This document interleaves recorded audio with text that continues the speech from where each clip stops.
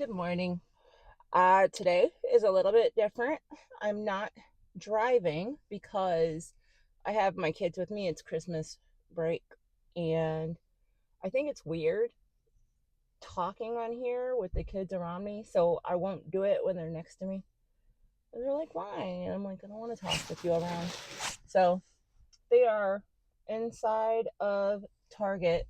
They received $100 in cash last night for each kid. So of course, two of them, it is literally burning a hole in their pocket, and they need to get rid of it right now. So they're at Target shopping for garbage. I don't know. However, I will say that Tommy made me happy because she bought me a bag of Privilege Pool and Peel, which I love, and so that made me very happy. Um, we need to talk about Christmas because I don't know if Christmas is the holiday that brings out the asshole in people, or if people are always assholes and you forget every year until you have to spend time with them. Like, if I spent time with them outside, is that only why I spend time with them during Christmas time? I mean, even though I don't only spend time with them Christmas time, but like, is that when I notice it? Is that when it makes me angry? Are they not asses all the time? I don't. So let me tell you what happened. Couple things. One, my daughter calls me and tells me that she had the worst Christmas that she has ever had. That is in regards to her gifts and the company that they kept. So my kids spent the holiday with their dad and his mother and his sister and her kids. And because they all like live together, except for like my ex husband doesn't live there. He just is always there because those are his only friends and family. So they're always there with the kids. Anyways, it's Christmas time and they have the kids for the time of actual Christmas. So they're over there, and first they come and pick up the older two kids from me on Christmas morning, and they take them, and they're at they're at my former in-laws house, and for a gift my daughter got the same thing that she got last year, which was a bottle of perfume. So her dad gives it to her, and she says, "You got me this last year." And he says, "I know." And then he said, "I didn't know what else to get you. So I just got you that again." And then she was like, "I sent you a list of stuff that I wanted." And he was like, "I know." And then that was it. So she is like, she feels that no thought went into her at all. And he's like, "My daughter, blah blah blah, my daughter, blah blah blah." And he got the other kids, like he got all, so there's four kids. He got the three other kids substantial real gifts, like especially for my son, who got probably the best gift for them. um and it's not, when we say best gift, we're not talking about like how much money was spent on the gifts. We are only talking about how well you know the person that you got the gift for, because that's all we really care about in our family. We care about um how well we know each other, and it kind of shows like how we love each other, to really know, when you really know somebody, it shows how much you care, it shows how much you love them. And they they just kind of just disregarded her when it came to her Christmas present, and she was really hurt by it. She actually said the words, "I am really hurt by this." And me being mommy me, I'm like, "You hurt my baby." I was so angry. Like, so angry because it was unnecessary.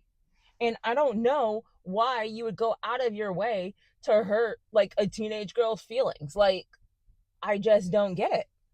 And I'm not saying that I don't think it was intentional. I just don't think it was even thought about at all. Like, I don't think that how she would feel about this was even a factor. And that disappoints me and upsets me so much, because it reminds me why I could not stand being a part of that family in the first place. But I always thought that they would only take it out on me and not take it out on them. And I feel like that they're getting older and they're becoming more opinionated and they're seeing more things. It's making it to where they are not being tolerated as much anymore. um because so the dynamic of the kids is, I have four children. Two of them are twins. They are 17. When they were 9 months old, I got married. And that I think he messed up. I got married, and when I got married, he kind of just became their father figure. Like, well, no, I can't say he became their father figure. He became their father. Like, there was nothing that he wouldn't do for them. He fought for them. Um, and then another dynamic is, he's white. I'm clearly not. My girls, my twins, are half African, so they are darker than me.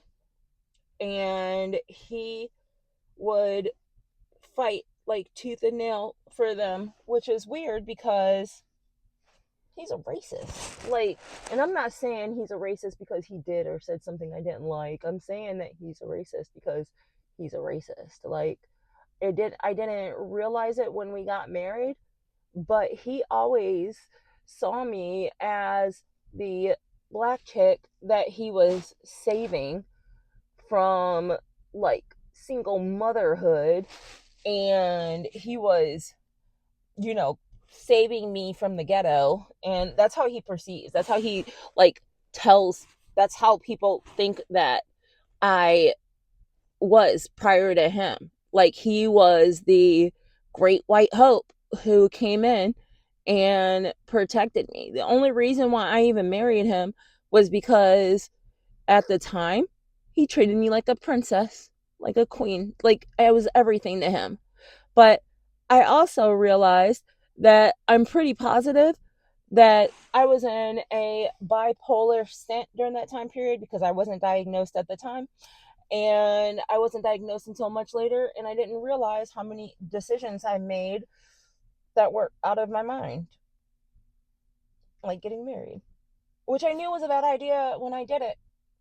It was funny because when we went to marriage counseling, the it was through the church. The counselor said, or the pastor said, "Do you uh, do you think God put you together?" And I said, "No." And he was like, "What?" And I said, "I believe that God told me not to marry him, like my friends did, my family did, random strangers on the internet did. Like, people told me not to marry him, and I was like, I know better. I'm going to do better, and I'm going to show people I can make this work, and blah blah blah." Like, it was literally a bipolar downward spiral that didn't culminate for years. And I didn't even know that I my brain was broken. until my son was born. And that's when I went to the doctor and actually found out that no, my brain actually is broken. Like, I was suffering with, um, we call it baby bipolar, which is like bipolar, you swing from this side to this side. I'm like this way and this way because I can catch when I am going into like a downward spiral, or if I am too giddy for my own good. I have double checks that I do with myself to make sure that I'm on, like I'm normal. I'm doing what I'm supposed to be doing. Anyways, prior to knowing that, I didn't know to look out for those things, and I just made reckless bad decisions, and one of those was getting married, which lasted for like 10 years. And I started getting help about 5 years into our marriage, maybe 6, is when I realized that there was something wrong. And it changed my life. I mean, once I woke up, I started making completely different decisions and decided to live a different life. Anyways, let's get back to Christmas. So my daughter's heart's broken. We go to my parents' house last night, and my dad is talking to the girls. Like, he's really upset that my daughter is joining the Marines. Um, he was like literally badgering her last night about joining and why it's not a good idea and why he wishes that she would have done something different and how it'd be better if she was an officer and all this other stuff. And she's like, okay, okay, she's just listening. And then they went on a rant about how their school counselor isn't doing their job, and he was like, if you need me to, I'll go up to the school and I'll talk to them. I did it for your mom, I did it for her sisters, and blah blah blah. And I'm sitting here and I'm just sitting there and I'm like,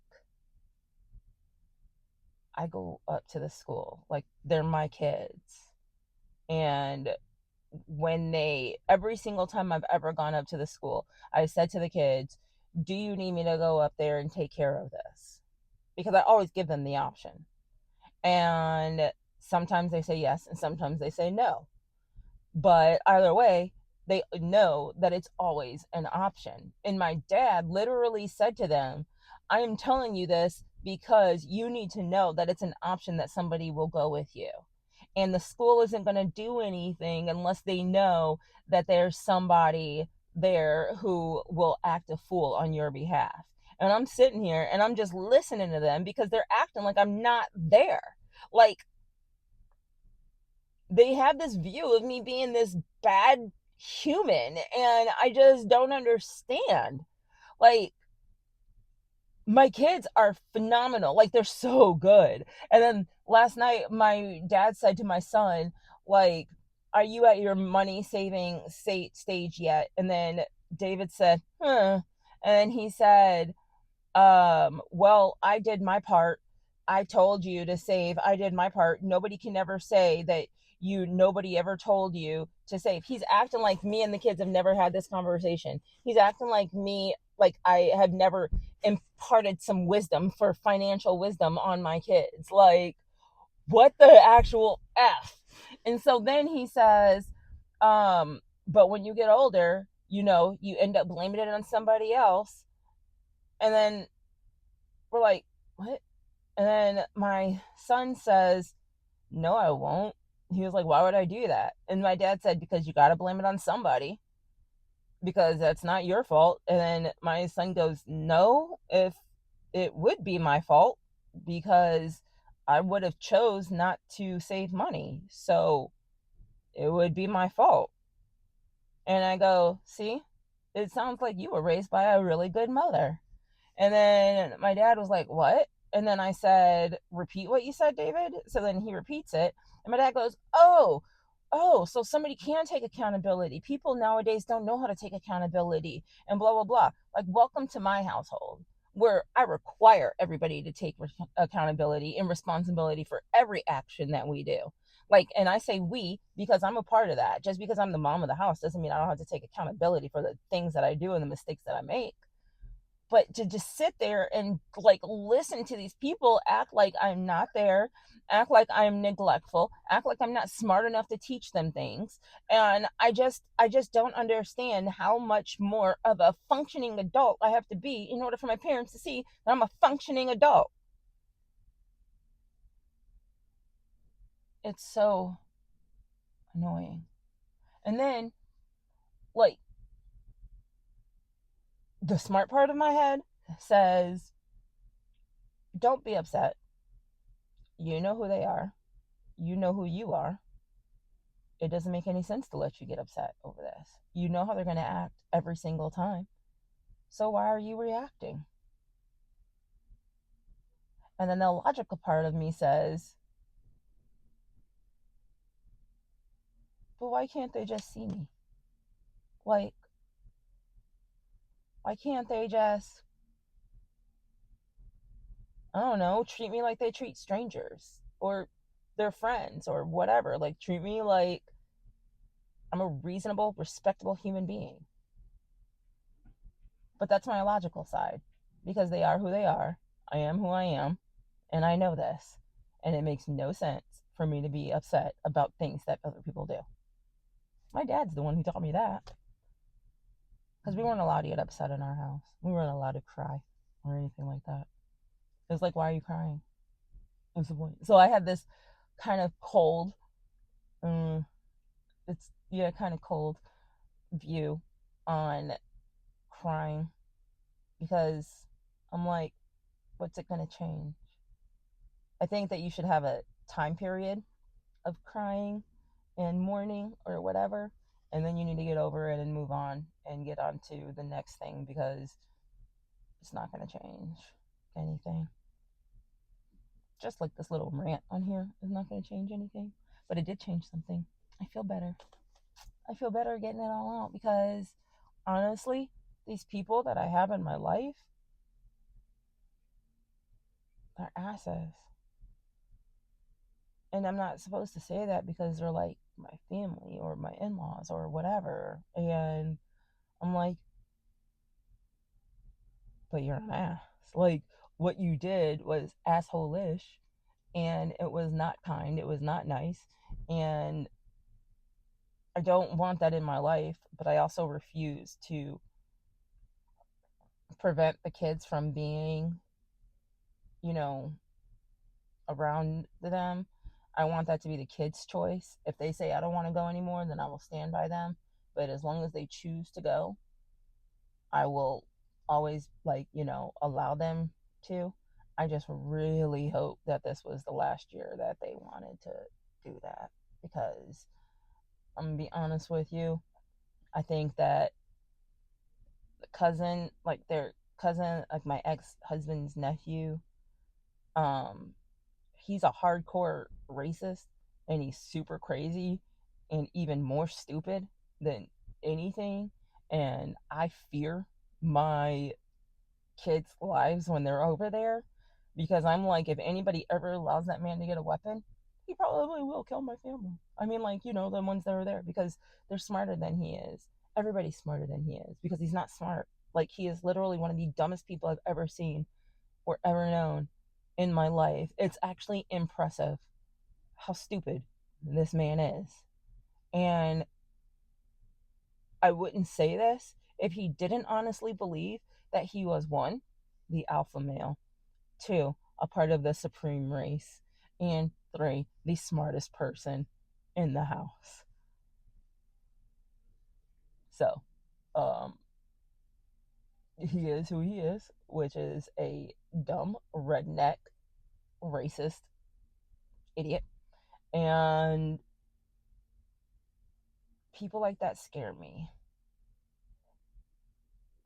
I feel like the anger that they have inside of them, like he was telling my daughter that when she goes to the Marines, good luck because only, I think he said like 20% of Marines that go in actually make it to be Marines, which is a completely inaccurate stat, by the way. But then she said, well, yeah, that's why it's called the few and the proud. And he was like, well, I'm not saying that you'll be held back because you're a woman. I'm just saying that you might be surprised. She's like, what's wrong with you? Like, what's wrong with you? Is what she literally said to him. And he just like, he's just really angry because he's really stupid. And if he can't think about, I mean, like, it's so dumb that he was making fun of my son because he was saying that when I go on rides at Six Flags, I just sit back and chill and I just ride so long. I'm just like, and I'm like, okay. So then they go to Six Flags the next day, right? They just had it scheduled to go to Six Flags the next day. He goes to Six Flags and he ends up having to leave early because he is overstimulated by all of the people at Six Flags in December. He got overheated. And I'm not going to say that that's a bad, I mean, it was like 80 degrees, but still. And he threw up when he got off of a ride. And this is the man who was making fun of my son literally the day before. Oh, and he's 30. Yeah. So I cannot express the amount of trashy that I introduced into my life the moment I married into that family. I'm embarrassed and it makes me sad, but whatever. Now I have to live the rest of my life with these people. Mm. But at least as the kids get older, it's less and less and less. But the kids are coming back from Target and I will let you go. My rant is over. So I hope that you have a beautiful day today. And peace out.